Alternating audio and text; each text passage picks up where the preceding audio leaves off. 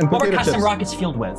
Yeah, with cookies? Yeah. Steven, did you say that Hamas is turning cookies into missiles? I think this debate is probably the perfect illustration of how ridiculous this zero-sum game, pick-a-side propaganda machine works. And I say this both to Destiny and Omar Badar in this case, because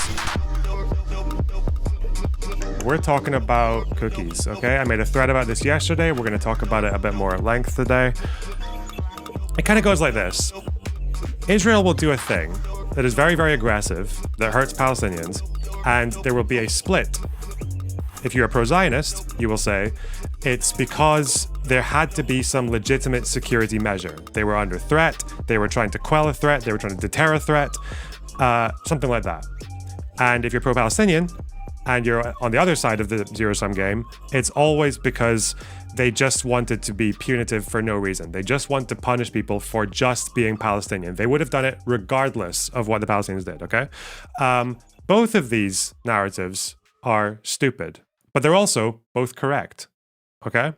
But treating either one of them as if it's the full story gets you into a really strange place. And you can do this with the entire history. You can tell every single part of the history truthfully, but if you pick the right parts, you can tell the perfect Zionist narrative or the perfect Palestinian narrative, just with whichever facts you choose. And it's the same with things like this. You are pissing in the wind if you think Israel doesn't do things to be punitive. Okay? They've been doing this since the beginning, whether it was in the Arab Revolt, where they switched over from the Havlaga idea towards aggressive defense, towards if someone attacks us, we will bring about reprisal attacks on that village in a disproportionate manner, where a bunch of the people who live in that village who had nothing to do with the initial attack bear the brunt of it. They used to do this in the 50s after the 48 war, when they were in relative, not really peacetime, but in relative peacetime compared to what had just preceded it. And they were still doing reprisal attacks in the West Bank and in Gaza as a response to Fedayeen attacks. And their way of responding to Fedayeen attacks was to go into the village and just blow up whatever houses they could. Sometimes they would blow up the family house of the person who did the attack. Sometimes they would blow up their house plus 5 other houses just because, as a way of saying to other villagers in other areas, if you do this, this is what will happen. Yeah, punitive action has generally always been part of the Israeli mindset. It's always been there. It's ebbed and flowed, and it's oscillated in terms of how frequently they do it, but they do it. It is part of their narrative. By the same token, you are also a little bit in the wind if you don't recognize that Israel has legitimate security needs and concerns. Regardless, like, again, in any time, because the fact is, whilst I'm very happy to say that Zionism is at its heart colonial, it is expansionist, one way or the other. It's also not like imperial.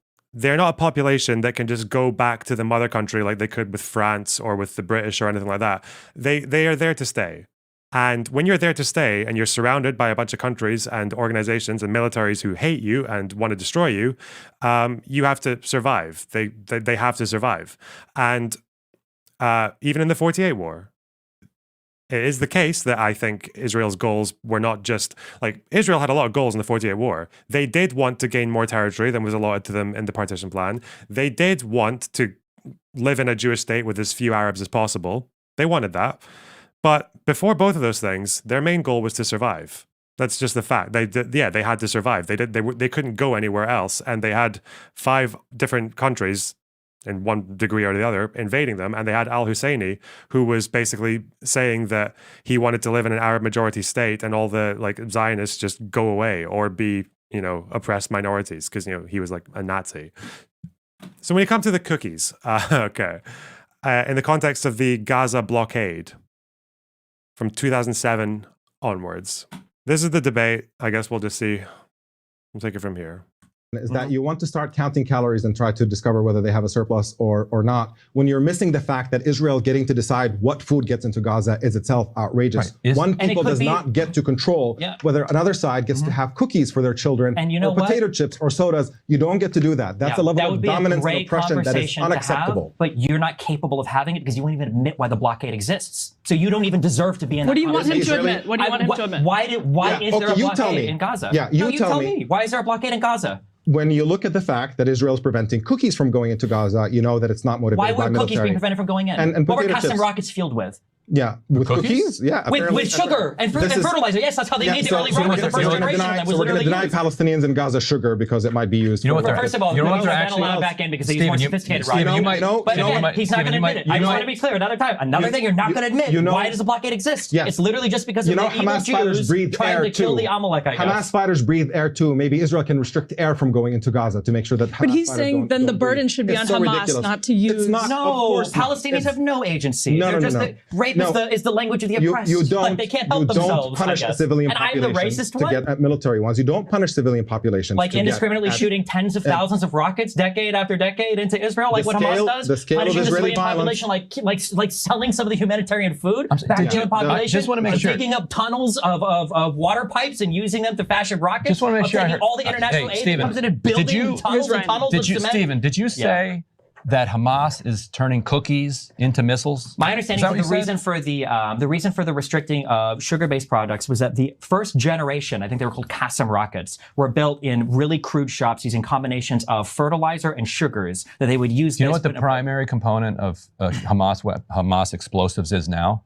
I'm pretty sure now they use more sophisticated stuff, but I don't know. You tell me. Unexploded Israeli bombs because they've dropped. Okay, we'll come back to. We've already got the gist. We'll come back to what Ryan Grimm said after that. Okay. So the question is, why does the blockade exist? To Omar, well, because they're not allowed, because they're controlling things like they're as trivial as cookies. It's not because of military justification. It's got nothing to do with security. Is essentially what he's saying. And for Destiny, apparently they're banning sugar-based products because the sugar from those products can be used to make Qassam rockets. Both of these tellings they're kind of ridiculous, okay? Let's just talk about the blockade and then we'll explore the problem, okay? So, in 2005, Israel starts putting what you would call like a partial blockade measure on Gaza. They do this because Hamas are becoming more increasingly dominant in the Strip. Hamas have been smuggling weapons and through the coast during the Second Intifada, so there are blockade measures put in place to stop those imports of arms. The full blockade, the one as we understand it today, is put in place in 2007 after Hamas takes power. They ban strictly missile equipment and munitions, and then they also provide this list of dual-use items, which is derivative from an international agreement in 1996 called the Wassenaar Agreement. So it's not like the dual-use items is not a novel idea. It's from an agreement that's come from the 90s and is frequently updated. I think there's even a list of countries here that have signed on to this. Interestingly, Israel's not signed on to it, but they derived their dual-use list from this with some alterations. So to the world, Israel is basically saying Hamas is there. They're planning on using the Strip to turn it into a military base to launch attacks into Israel. We have a blockade to stop them from getting arms. That's more or less what they said when the world was asking. However, it became very, very clear during this initial blockade that a lot of items that don't really have any military use were getting imported into the Strip. A 2009 article from Haaretz found that the list of trivial items that was getting rejected after speaking to local businesses and local organizations, it included like books, musical instruments, clothes, toys, tea, coffee, sausages, milk, baking products. There was a lot of things there that you would just be like, okay, why are you blocking those things? That sounds kind of weird, doesn't it? And Kogat, the Israeli organization that is involved with border maneuvering and things like that, would not really show anyone what their list of permitted and prohibited items were, because lots of food products were getting in. Lots of to the point that there were some herbs getting in, but other herbs getting denied. Pasta was briefly forbidden, but in this period from 2007 until about mid-2010, slowly some things started getting in. So pasta was forbidden, but then John Kerry visits the Middle East, makes a big noise about it, and then pasta is suddenly lifted. So that's kind of weird. So also around the same time, toilet paper, diapers, detergents, soaps, sanitary napkins, they also get allowed in. So we already see where Destiny's wrong because, according to this article at least, sugar was not banned. So it's very unlikely, as in basically you would need the evidence to show otherwise. Hamas was not using cookies to make rockets. They just weren't. Unless you can actually show that. Unless you were in a position now where it's like they're allowed to get all the sugar that they can use to make rockets, which they did do. Qassam rockets, the propellant is made of sugar and potassium nitrate. That's true. But the idea that they were extracting sugar from cookies to make rockets is unfounded because Israel was allowing sugar to go in.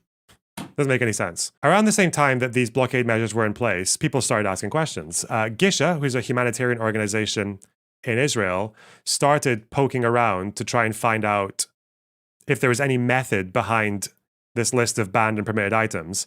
They did this by, again, coordinating with institutions within Gaza, talking to business people, talking to humanitarian aid organizations, talking to people who worked at the border.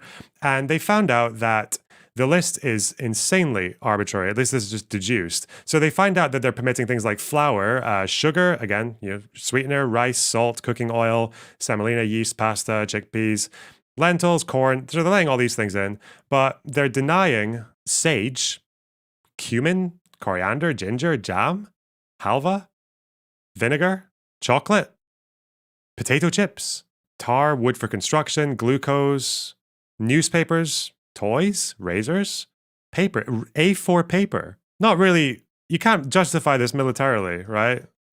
You can't. As for cookies, we don't really, the cookies aren't mentioned anywhere here. They do mention biscuits though, biscuits and chocolate. And it seems to me there's a caveat there that biscuits and chocolate were only partially prohibited. They were allowed if they were imported by humanitarian organizations, international ones, but private merchants weren't allowed. So that suggests maybe a partial ban on cookies, or they just haven't included cookies in this list. So what's going on there? What's going on? Well, it seems to be the case that a lot of this was basically unnecessary. And we know this because of how quickly this policy was admitted to and flipped. In May 2010, you have the flotilla incident. And if we're going to go into details of that, take a whole different video. Basically, it's an incident where a group of activists try to break through the blockade. There's a fight with the IDF. Again, I'm not going to go into detail. Basically, 10 flotilla participants are killed, 10 soldiers and 20 passengers get injured. It blows up on the world stage. Israel gets into a lot of trouble for the way that they reacted to these activists. The measures of the blockade are put on full blast. They're put under a microscope by everyone. And there's a whole international court thing going on about whether or not the blockade is legal. Long story short, one hearing says that it is legal in part. Others say it isn't. Again, different question. But it becomes very clear that for Israel, the optics alone of this policy is completely unsustainable. Like, you can't just be like banning all these things and saying it's for security. So very quickly after this, they impose a new policy and they start to lift a lot of these restrictions. It takes a period of a few years to get rid of all of them, but they eventually start taking these things off the list and they're slowly allowed back into the strip. Yeah, so they start to ease the blockade. I think what's interesting about this one is that of all the people who brokered this deal to change the policy, it was, at least in part, the Middle East envoy, Tony Blair, of all people. Remember when he was the Middle East peace envoy? So after all that pushing from the international community, Israel decides to publish their list of prohibited items. They finally do it. And everything that's not on the prohibited list is allowed in. So by 2013-14, the blockade measure is completely different. There's no more like arbitrary goods like crisps or shaving foam or cookies or anything like that are just getting stopped at the border. That's kind of done. There are still problems, but we'll get into those. After this incident and after the measures have been changed, Gisha manages to get a list or an explanation for how these goods were permitted and how these ones were prohibited. And it seems to be that what they did was they didn't actually formally blacklist anything, but what they did do was they went by a whitelist. They went by a whitelist of goods that they decided were allowed into the strip. It's all listed here. and everything that was not on this list was getting denied. This gets you into the question of why did they do it in that way? Why did they do a white list that excluded so many items that are just basic human consumption? And this is where you get into the question of security, practicality, and punitive action. The explanation that was given by an Israeli spokesperson was one of practicality. We'll start with this one, and then we'll say why I think there are some problems with it. So the Israeli spokesperson says, the reason they did this was because when they made that whitelist and putting the blockade in, they did it because they had a list of goods that they felt that they could most easily streamline into the strip with trusted organizations and through trusted countries and trusted supply chains, that they could do it and they could do their inspections and they wouldn't worry about things getting smuggled in. That was their trusted list. And basically ramp things up till the point that they've got enough so that the population doesn't starve, basically, so there's no hunger issues or anything like that. And that's what they go with.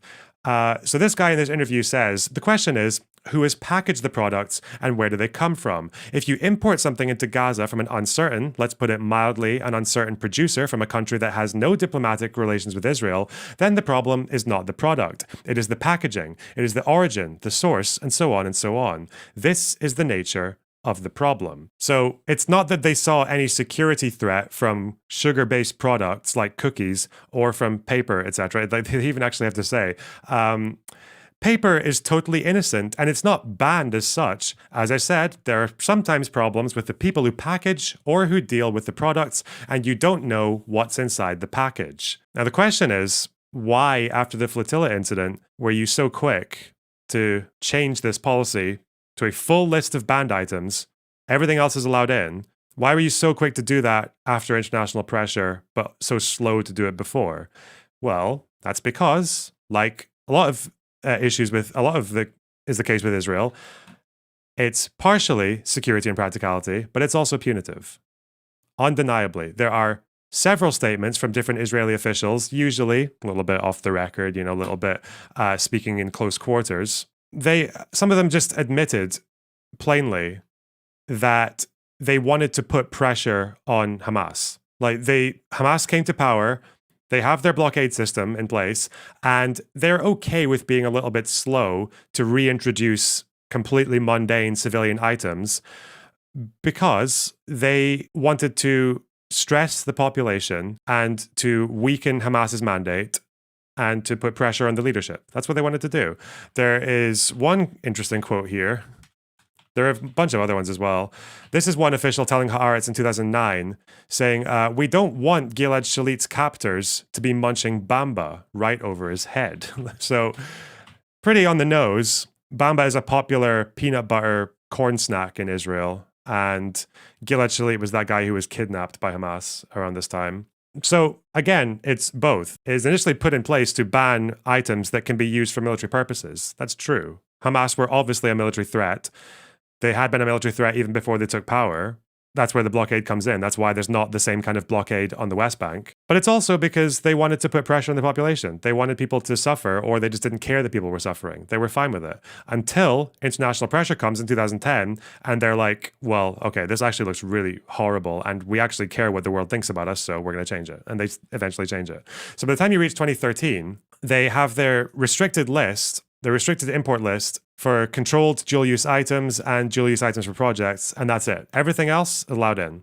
You've got the strictly banned things like rockets and munitions, and then you have the dual-use items, things that could be repurposed for weapons, but also have civilian uses, which people can bring in if they go through like a very complex bureaucratic permit system, etc., etc.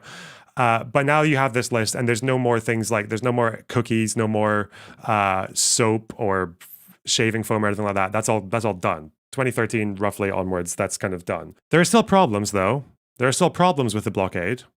There's still what you call dark gray lists, and this is an issue where measures around certain dual-use items become a bit more tight. For example, I think wooden planks used to be allowed if they were under 5 by 1 centimeters thickness and width, and then they bring it down to like 1 and 1. So the problem there is that internal businesses start to suffer. The process for getting approval from the Palestinian Authority and from the Israelis to get dual-use items imported for civilian use is very complex. It's very opaque. A lot of people don't really understand it. So it's led to a lot of businesses just struggling or even collapsing because they don't know how to, or they just can't get the goods that they need in to do their business. Actually, fairly cruelly, at one point, Kogat gave this announcement that they were finally going to allow Gazans to sell furniture in Israel. But they said that around the same time that these measures had been tightened and the furniture industry was collapsing. Again, it's still clear that even though the blockade changed, there was never been, I don't think, any clear indication that there's an effort from the Israelis to balance their security needs with the civilian needs of the population. That there has never been this like cost-benefit analysis properly applied with the appropriate consideration to the people who live there. Why am I talking about all this? Well, the problem is that you can start to see why both sides, they're not really telling you the story. Not really. If you are in the position where it's about security needs and you default to that position, you are going to say silly things. You're going to say pretty stupid things like just inferring that, well, cookies are banned. Well, they use sugar for rockets. So I'm guessing the sugar-based products and sugar itself were banned to stop them from taking them for rockets. So it's like, well, no, that is made up off of an assumption. It's not real. Didn't happen. They allowed sugar in. They allowed raw sugar to go in the whole time. But by the same token, if I'd only ever heard about the blockade from Omar Badar, I would just think they're banning cookies and shaving foam and crisps and children's toys. And I would also not actually know that that policy doesn't exist anymore. I wouldn't know about the changes that occurred post 2010 and that policy is basically gone. I wouldn't know any of that because he doesn't say it. So when he's asked why is the blockade in place, and he says, well, I think if they're banning cookies, it's not because of military reasons. Well, the military purposes of the blockade stayed. The cookies didn't stay. And I don't know why it's so difficult for people to have this discussion. I don't know why it's so difficult to acknowledge that if you know anything about Israeli history, it's usually for things like this, the answer is both. It's security needs, and also, especially Israeli right-wingers, are kind of, they like the idea of using punitive action to pressure Palestinians into, I don't know, being more friendly towards, I don't even know what the rationale is. It doesn't seem to work, but they like doing it anyway because it just makes them happy. But you can't have that discussion. You can't. And that's why I'm not taking back what I said on Twitter. I think the problem is that to someone like Omar or even like Ryan Grimm, it's that there is an interesting discussion you can have here. There's a very interesting discussion you can have here about the blockade measures, even as they were relaxed, and how there were still massive problems with them after they relaxed, and how the humanitarian and civilian needs of Gazans had a lot of room for improvement, even in the context of a blockade. But that's not good enough. That's why I said for Omar and people like Ryan Grimm, it's that the only good Zionist is an evil Zionist. It's not Kogat and the Ministry of Defense having measures that are overly harsh and unnecessarily harsh and could be relaxed in a way that wouldn't jeopardize Israeli security, but would massively help the Gazan population with a bit of pressure. It's not that. It's they are deciding to collectively punish, and there's someone, the image you have is of someone just sitting there with a list going, flour, yeah, sugar, yeah, why not? Beans, yeah, cookies, wait. Well, I hate Gazan children, and children like cookies. No. Corn, yeah. Lentils, peas, yeah. Baby wipes, why not? Plaster, well, they don't need plaster, do they? Or just, I guess, random punishment, like they just threw these all in a hat and just picked out half of them and said these ones are fine, we'll ban all the rest of them. Like, this is comical. But me saying that is not mutually exclusive with there being a punitive element. It's just that you have to communicate it in a slightly more nuanced way. And then there's the problem, is like I put this all out on Twitter yesterday. Also, by the way, this was also my position before looking into any of this about Gish and all that, Gisha and all that stuff. This is my initial reaction to the debate, because I feel like if you understand the history, it's fairly easy to make that assumption, right? Like here. Then we have the Dustin position. All the blockade items can be repurposed for military means. Okay. I think, from my own feminine intuition, I think some items are blockaded for clear security purposes. Others are possibly blockaded for punitive purposes. I'm pretty sure that's I don't know. I feel like when Israel talks about aggressive defense or iron wall or whatever especially with the Israeli right, I think they tend to approach these things with two lenses. One is security. Obviously, concrete is not getting blockaded because of they just don't like it when Arabs have concrete. They're blockading concrete because it's used for tunnels and infrastructure. Same with steel or electrical supplies and things like that. That's why there's always very, very careful checks and balances and anything like that that can go in. That's also why building infrastructure is very difficult in Gaza because of that. But because they have dual use. But I think there are other items, I think pasta was one of them at one point. I honestly think they just do that because they feel like they want to set an example or to be look, this is what happens when you make a military base in your strip, and this is why you should off Hamas. I don't know. I think it's punitive, some of it. Wow, that's crazy, Loner Box. So yeah, I feel like it was easy enough to make that assumption. And now the thing is I get all these, this is the quintessential example. This guy is so excitable. People responded. I put all this in a thread and that take, and then I still have people like this. History, I don't even know who this person is, but just met them yesterday. Any comment on this leaked classified cable from the US Embassy in Tel Aviv, Box Loner? Do you still take seriously the omniliberals' view that Omar Badar must be an anti-Semite for believing the blockade was not just about security, but a collective punishment scheme? When did I say the blockade was just about security, but not? I didn't say that in my thread either. I literally posted examples of that guy saying that we don't want people eating bamba or whatever the. But then, yeah, they gave me this example of apparently a WikiLeaks document from 2008 where Israeli officials confirmed that they intend to keep the Gazan economy functioning at the lowest level possible, consistent with avoiding a crisis, humanitarian crisis. It's no shit. That's completely compatible with what I said. But that also, if you're going to admit this, if you're going to go with this, you have to admit that these measures, even at this time, were gradually being lifted. They knew that they couldn't do this forever, especially on the world stage, because Israel cares what the world thinks about them. That's why, even before the flotilla incident, they started reintroducing things like pasta and cleaning products and things like that. And then by the time after the flotilla, everything else goes in within the space of a couple of years, and then that's it, done. All the consumer goods, civilian consumer goods. But I guess, I don't know, I feel like these are the responses I'm getting now, is just people arguing with imaginary Loner Box who thinks you're an anti-Semite for believing it's not just about security.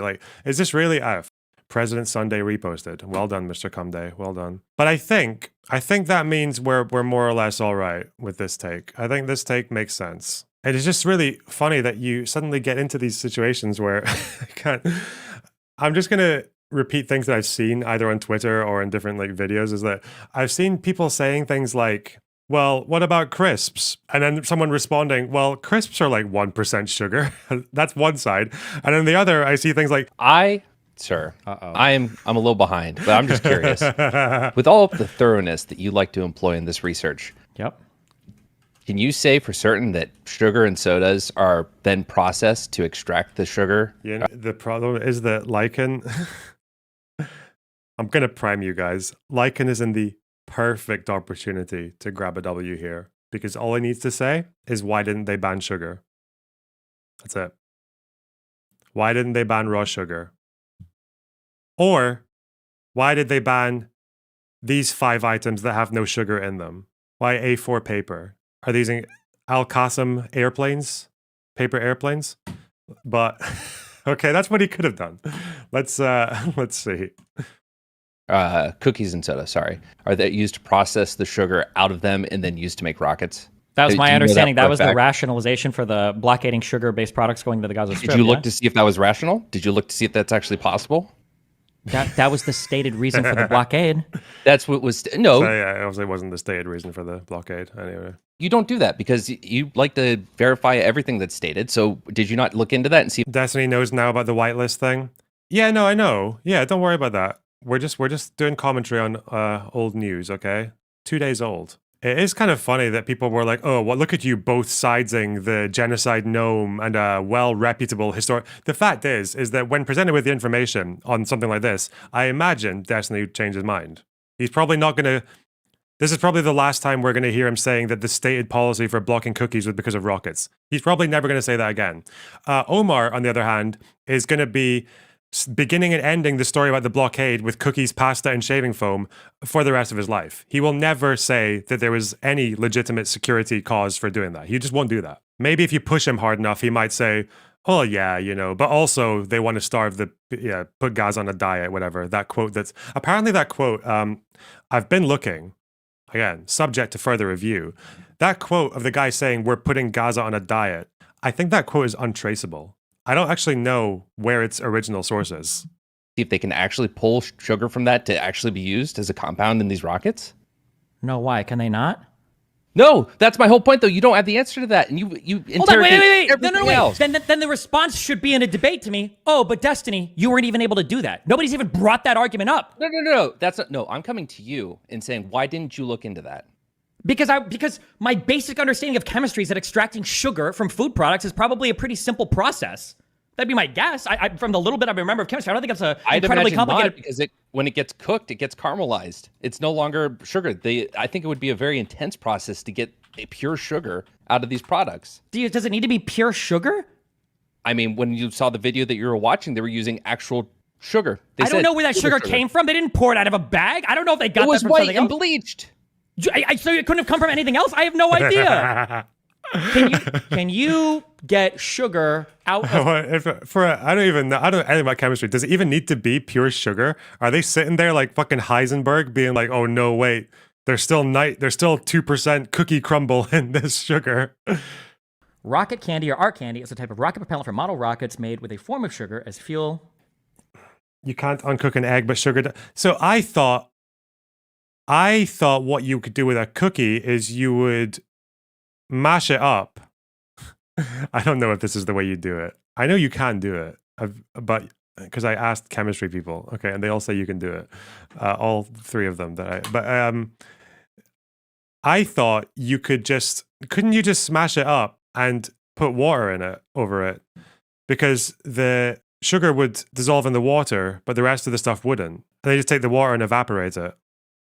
Can you just do that? Or is that no? Yes, no, yes. Well, yeah, that's the thing is like, I think technically it's possible, it's doable, but there's just no evidence that Hamas ever did it because they had normal sugar. They produce sugar in the Gaza Strip. Listen, you can go and research this and tell me if it's completely impossible. I'm just curious why you felt so confident saying that that's the reason without verifying. Wait, hold on, because I haven't verified every single underlying aspect of chemistry. Like, what's next? What if I say, oh, well, it looks like you can get the sugar out if you do this process. What's your next question? And like, oh, well, did you know if they even had the machines to do that in the Gaza Strip? And then I go, okay, yeah, well, look, I looked it up. They do. Oh, well, did you even know if you had somebody to operate the machines in the Gaza Strip? Okay, well, fuck, let me see if they have those exact people. Oh, they didn't even have those. Stop. No. This is an unbelievably pedantic point. Yes, it is. No, it isn't, because they're talking about these little bit of comforts that these people in Gaza could have, and people were saying, it's kind of ridiculous. They can't have sugar, they can't have soda, they can't have chips, they can't have cookies. And you're saying, well, that's because they can build rockets out of that. And you didn't verify that they actually can build rockets out of those products. But you will interrogate to the nth degree everything that's brought up from the other side. I don't usually interrogate to the nth degree. Usually I'm just like reading the report. Here's a 7.5 minute video. You know what? We'll watch this on 2x and we'll see how this guy does it, okay? We'll see what happens, all right? Hello, I'm William Osmond. On today's episode is Valentine's Day special. We're making rockets out of Valentine's Day candy, and it's a week late because it's cheaper. It's on sale. They're watching right now. Candy, and we buy a lot of candy. They're watching a candy rocket video. 12 grams and sugar 11 grams. These are literally sugar packaged in a little bag. Where'd the chocolates go? Chelsea! You're like Golem!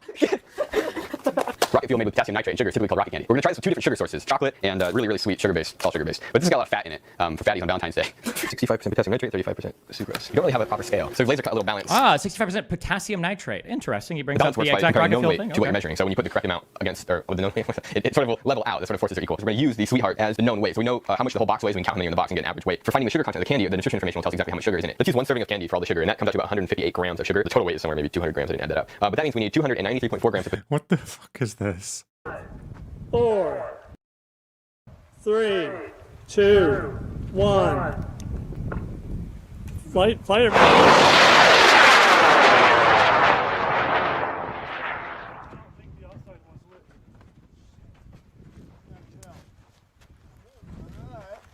We got good deployment, Bill? We got deployment and a semblance of a shoot. Yes. Yeah, you can use sugar to make a rock. Yeah, no one's denying that. Okay. potassium nitrate. The problem is these little sweethearts weigh like a gram, just over a gram each, and that means we have to do several batches or somehow fit 200. But this guy's doing it with sweethearts. On the balance, and I think we should go buy a. Turns out one serving weighs. Wait, hold on, real quick. I just want to say, Valentine's candy is going to be made differently than something like have shown that caloric restriction, even severe caloric restriction, result in many health benefits, including, believe it or not, longevity. Not the most effective way to commit a genocide. Listen, I really appreciate the dono, Eitan, but this is why people hate Zionists, okay? What the... Don't say that shit. What the f is wrong with... No, even in security measures, okay? Just so everyone's clear, okay? Let's just start from the... We'll start this from the foundations. Just because there is an enemy de facto military / government that wants to destroy your country and is lobbing rockets at you and all this shit, that gives you the right to do some things, like restricting weapons and dual-use items. You don't get to control what they eat. No, you don't do... Stop. Stop! Don't do it! Don't do it. Don't let me don't! It's a meme. Okay, I'm just saying in case, though, okay? I don't know who's watching. Okay, nope, you're done. No. If you find anything... This is shit. No, stop. No. You were too smart. I didn't take chemistry. You took... Listen, just it's always funnier when you remind yourself that they're both wrong. Like, it's when they're both wrong. Hope you guys are keeping that in mind, okay? The chemical composition of something is going to change significantly by the way it's produced, is it not? Technically, I don't... Is it not? Let me answer. Technically, I don't believe you're talking chemical composition at this point because you're not actually dissolving things into solutions that are transparent. What has Lycan said that it's wrong? Lycan is saying that it's I'm pretty sure Lycan's saying it's impossible to extract sugar from a cookie. I think Lycan's just gone with the idea that it can't be done. You can't do it. Talking about mixtures of different types of chemicals that are going to be baked together in a certain way. I don't think you're actually chemically changing the formula of what's going on here. I think you're just changing the way that they're like baked together with each other as like a mixture of different things. So technically, no, I'm not sure there's a significant difference between the chemical compounds here. That's my understanding. But I haven't taken chemistry in like 50 fucking years, so I could be wrong. Okay. Isn't Lycan a chef? I don't think being a chef gives you the right to say whether or not you can separate sugar from a cookie. What Gordon Ramsay episode are they teaching you that? Didn't we just say 150? I'm so confused. Well, good thing about the scale, I would have really screwed that up. It's actually about 100 grams of sugar. You're too defensive on that one. What? I'm sorry, not defensive. You were too confident on that one. On which one? The fucking cookie thing. Because it's not just cookies. What about potato chips? What are they getting out of potato chips? I don't know. Are there sugars in potato chips? It doesn't every single thing? Significant margin. Really? What is a significant margin to you? Oh my. Okay, hold on. I also don't know why Lycan couldn't find... Why couldn't Lycan find one product that didn't have any sugar in it? Sage is... oh god, if sage is 50% sugar, we're dead, okay? I'm sorry. It's... Oh! Yes! Can you make rockets with 0.4 grams of carbs? He could have... top of the list. Because like a can of soda, right? 36 grams, Mountain Dew, I think it is, right? Okay. How much sugar in a bag of Lay's potato chips? There's 1 gram of sugar in a 28-gram serving. Okay, well, I guess they shouldn't have banned potato chips then. Debate 1. Wait, hold on. Are you going to admit that it's possible to make rocket fuel then from candies? Well, maybe candy. The reason I said, I'm like, wait, he's making this out of candy, not cookies. There's going to be a completely different process for getting that out, and whether or not that can be significantly done. Can you prove that it's a completely different process? With the current batch, and it's not For running making really well. candy versus cookies? Yes. For extracting sugar from cookies versus extracting sugar from candies? Yes. I'm going to I think say, the Skittles, which is like 75% sugar and 25% I'm pretty I have no idea. confident Well, it would like take that, different. Skittles It'd do be well, different. but Like, when I Googled the soda thing, do not you use can them boil for the soda like down. soda for like We got $5. all this other shit in it. So whether or not it would be a viable compound to then make rocket fuel, yeah, I'd like to know that. Because all you're going to get is this syrupy, once it cools, crystallized shit. And it's not going to be pure sugar. So we're on, like, Does it need to be pure sugar? Oh god. I'm guessing there'd be a certain amount of dilution that would make it just interfere with the potassium nitrate and it just wouldn't go off, but it's a rocket. It's not like it's not a vaccine. It's an indiscriminate fire rocket. It's not like they're sending it to Titan to go and investigate the methane pools. is starting to get pretty right. But we've made 2 different sizes of motors and 4 different fuels and some fuses to light the motors. But in order from worst to best, it's So maybe the process that he does here, maybe you can go further around and it's going to, extract all of it. I'm just saying, I think with very little chemical understanding, just a bit of cooking experience, I'm going to say that extracting pure sugar out of cookies at least is near impossible to any meaningful extent. Okay, well, that's not my understanding. But listen, if you find anything opposite of that, feel free to shoot me a link and show me, demonstrate that. Yeah. All right. I'll do some research. Okay. Love you, buddy. This is a strategic move that will be useful for them. You said as much as yourself. Someone say extracting pure sugar out of cookies is near impossible. That's not good. You can argue with them later. I'm watching this, okay? I don't need a 2-hour thing on this. I love you, though. No, it's not. It's not even that. No, it's you can do that within a day, or maybe a couple of days. The main thing with cookies. I'm happy this happened. Okay, I'm happy this happened. It's probably quite. If I was in Destiny's position, I'd be very irritated by that this is the one memorable part of the debate. But for everyone else, this is very funny. Would be to separate the fat, which would be done in a very similar way, which you would separate fat from sugar or any water soluble versus water non-soluble product in any other way in chemistry. Sure. Okay. You would have the fat rise to the top. The water which would not be water soluble. The water soluble components would be sugar and other factors which you would separate. Gotcha. Okay, listen, I believe you. Okay, cool. I don't need a whole thing on this. It's not even a question. Nobody has ever brought this up as a point of contention before, so I don't even know why. I don't even need to go into this. If somebody wants to argue in the future that's not possible, then I'll dig into the electrolytic hydrolytic process or whatever the chemistry I need to know. But until then, I don't even care. But thank you. I appreciate it. Okay. No worries. I've done similar things. All right. Okay. That'll be fun. Bye. Didn't Destiny start this though? Yeah, Destiny. Well, Omar brought up cookies, and then Destiny, where he should have said some of the blockade measures were punitive, others were clearly security-based. Can you acknowledge the security-based thing, please? Can you acknowledge that the blockade came in after Hamas took power, not because there was a random decision to suddenly restrict half of the food items? And then you could have Omar in an uncomfortable position, but he decided to commit to the idea of extracting sugar from the cookies to make rockets. So, it was hard times. Hard times, you guys. Continue to it. So he's right about that. The rest of the debate was good. So what are acceptable terms? Officials and security officials and political officials were talking about when they actually withdrew from Gaza was very transparently a plot to deny Palestinian statehood, that they're saying this is a strategic move. Oh yeah, also, this bit with Ryan Grimm that I wanted to talk about, that's on Twitter, right? The Twitter video. This thing here, again, just as a final point on the ridiculousness of the propaganda game, is this thing that Ryan Grimm says here. The first generation, I think they were called Qassam rockets, were built in really crude shops using combinations of fertilizer and sugars that they would use. Do you know what the primary component of Hamas explosives is now?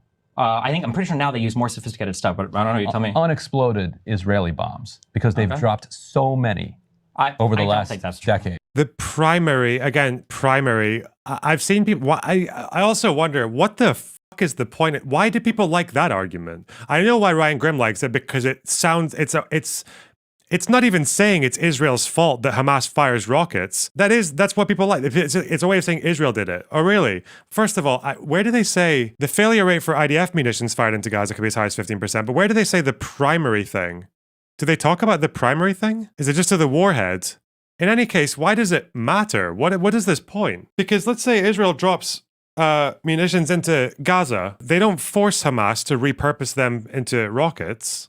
Hamas chooses to do that. And then the question still remains is, why does Hamas do that? Do they do it for defensive reasons? How are those rockets defensive? Do they do it to score military advantage or to score a territorial advantage? No. Do they do it to put pressure on it? No. Why do they do it? It's up to Hamas why they do that. And again, it's just funny that this is the thing that Ryan Grimm wants to talk about, because it's the best you can do to shift the blame from Hamas to Israel. It just sounds clever. Oh, do you know where Hamas gets a lot of their rockets from? A primary amount, actually? Well, from Israel, because of the unexploded munitions. You're like, oh, wow, wait. Okay, so that unexploded munition and Hamas turning it into a rocket and pursuing that policy of firing indiscriminately into Israel, you realize that Israel's not involved in that decision, right? That's Hamas that makes that decision. I don't really understand why he thinks that's a good point. It's so strange. Primary, I don't know. Maybe that's the case. I don't know if I've seen that. It's like, if you want to play, again, if you want to play that game, if you just want to play the whatever even comes close to making my side sound better or the other side sound bad, well, we can do that. Oh, do you know about Hamas, how they brag about having their local factories and yet again using all these dual-use items to build weapons factories and make their own Kalashnikovs and their bullets with permission from Russia? You know what happens when Gaza infrastructure gets destroyed in airstrikes? Well, Hamas takes all the sheet metal, metal pipes, electrical wiring, and it ends up in workshops. They just scavenge the remains of a damaged or destroyed building and just take it into their factories to make rockets or explosives. You can play that both ways if you want, but it's just so dumb.